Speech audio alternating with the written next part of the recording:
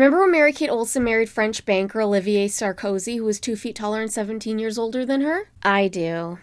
It was April 2012 when 26-year-old Mary-Kate met 42-year-old Olivier at a party. Their connection was instant, with Mary-Kate being attracted to his outgoing personality.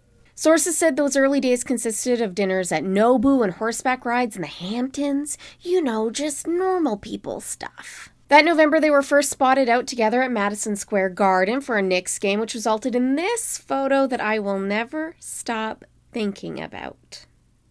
The couple kept their relationship relatively private, only seen at sporting events and galas. Again, just normal people stuff. The French media went jambon for this pairing, calling Olivier Mary-Kate's little French lover. In December of 2013, it was reported that Mary-Kate had marriage on the brain, as she had been seen several times checking out rings at various Neil Lane stores, and that she was fond of a cushion cut, over 5 carats. It turned out that the ring speculation wasn't far off when Mary-Kate was spotted wearing a door knocker of a ring on that finger in March of 2014. The vintage 1953 Cartier ring had a 4-carat center sewn set in a sapphire halo, in case you were wondering. Olivier threw down a cool $81,000 on that bauble for his bride. Definitely not a cushion cut, though. The two made their first public appearance as fiancés that same month at a book release hosted by Diane von Furstenberg. They wed in November 2015 in a small private ceremony at a residence in Manhattan. Guests were required to turn off their cellular devices upon entering the venue, and this little tidbit is why I will never stop thinking about this relationship. There were bowls filled with cigarettes as part of the decor. Everyone just smoked the night away.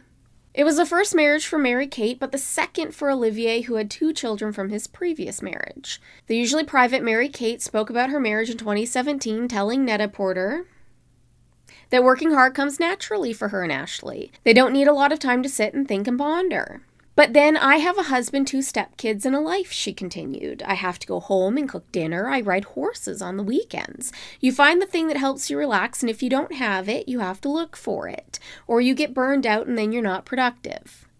You really do. I totally ride horses on the weekends to just chill.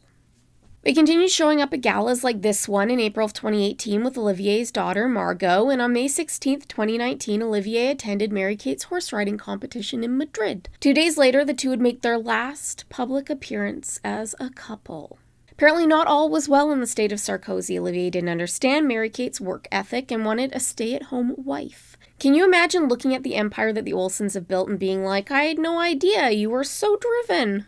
Well, Mary-Kate had initially not known if she had wanted to have children. Her priorities had shifted and she was ready to start a family.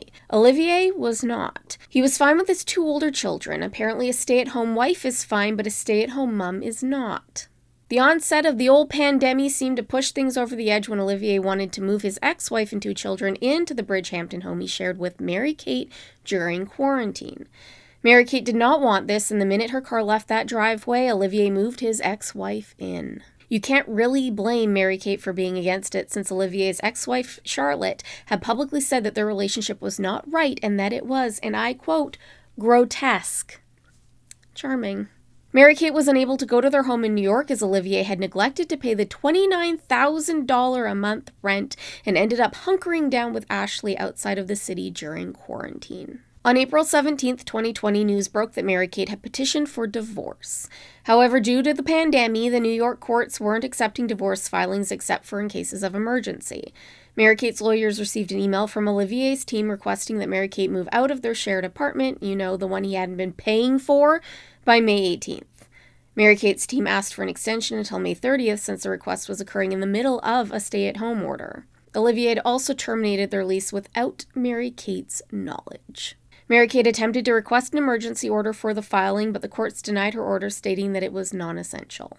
On May 25th, the courts reopened and Mary-Kate was able to successfully file her petition. The couple reached a settlement and their divorce was finalized in January of 2021. They had an ironclad prenup in place to protect Mary-Kate's $250 million fortune. Olivier is worth around $60 million. After their divorce, Olivier put the couple's Turtle Bay Gardens townhouse on East 49th Street up for sale. He had purchased the home in 2014 for $13.5 million, and the couple were set to renovate it. It was also rumored to have been the location for their wedding. He had first put the property up for sale in August of 2021 for $11.5 million, but after sitting on the market, he relisted in April of 2022 for $10.5 million. It sold that September for $10.25 million. Why is it that I enjoy the fact that he took such a massive hit on that property? Oh, right, because he's a terrible person. Most recently, Olivier was spotted leaving a New York City restaurant with Countess Luann after a 2-hour lunch. You know what they say, money can't buy you class. In 2023, Mary-Kate was spotted looking much more Mary-Kate-like than she had in recent years while out with PC Valmorbida. While she did spark rumors of a romance with businessman John Cooper after the two were spotted having dinner, Mary-Kate continues to be an elusive, tiny, wealthy enigma. I hope you liked this one, and if there are any more celebrity couples you'd like to delve into, please let me know in the comments. But if you didn't like it and you are about to comment as much, please take the time to search deep within your soul and ask yourself why you think your opinion would matter to me. Good day, and may the cult be with you.